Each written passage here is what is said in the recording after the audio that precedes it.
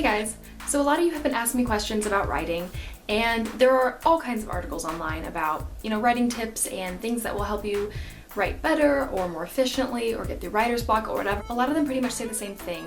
So I thought it would be more helpful if I gave you guys some unusual writing tips. I know I'm not the only one who does a lot of these things, but they're less common and you don't find them as much on blogs and in other videos and stuff. But I think that they're just as helpful. So here are some unusual writing tips. Number 1, write with a specific soundtrack. A lot of writers like to write with movie music or classical music or even sometimes pop music, but less often because the words can get kind of distracting when there's a singer. But anything orchestral pretty much. It's really helpful when you're writing, I think.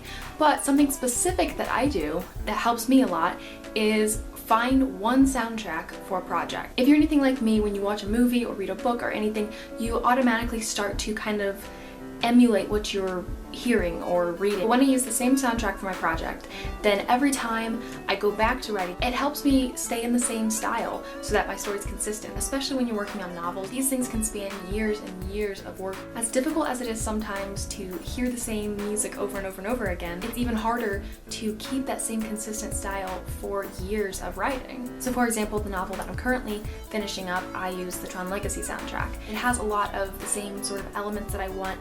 The dubstep type of electronica sound really works for more of the science fiction elements and the action elements of my book, but at the same time it has some really pretty adagio sounds with strings and more of an orchestral sound. So that's exactly what I need for my book, so that's what I chose. The second tip I have is find real faces for your characters. I can't draw, I can do like stick people.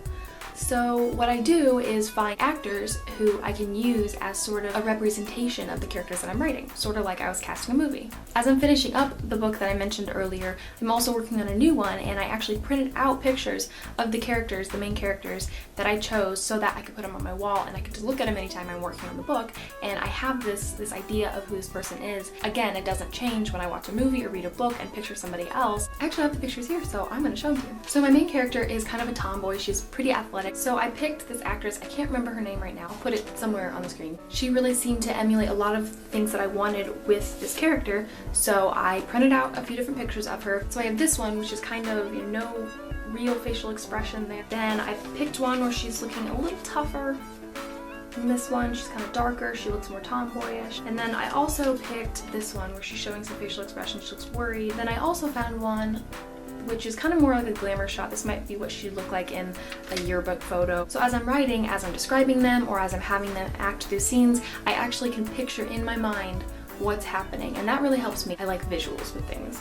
The third tip I have is write out unnecessary flashbacks. When you're referencing something in a story, or when you're trying to come up with your character's background, what I like to do is not just write down this character had trouble in high school.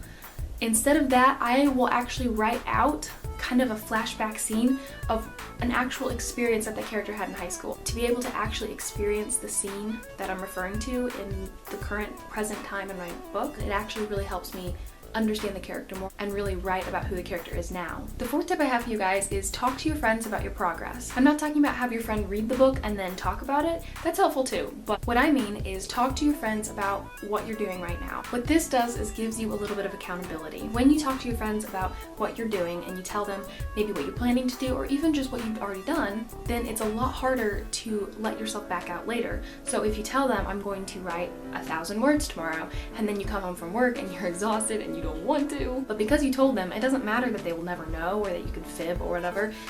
What matters is that you told them you're gonna do it, so you're more likely to actually follow through and get more done. Don't like overcommit yourselves, of course. Don't say, I'm gonna write the whole book tomorrow. Yeah, you're not gonna do that.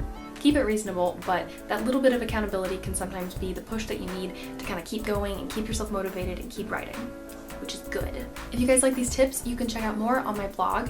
I wrote a continuation entry on there. If you haven't already checked it out, it's called Reality in My Mind, and it's where I've written a lot of stuff about my writing progress. Then I also have just some random stuff. Check it out, I hope you like it. Don't forget to like, favorite, share, whatever feature YouTube might have added to this, I don't know. Also let me know in the comments if you guys have any unusual things that you do while you write, or if you have any just random comments about what I've told you. Thanks for watching, I'll talk to you guys later.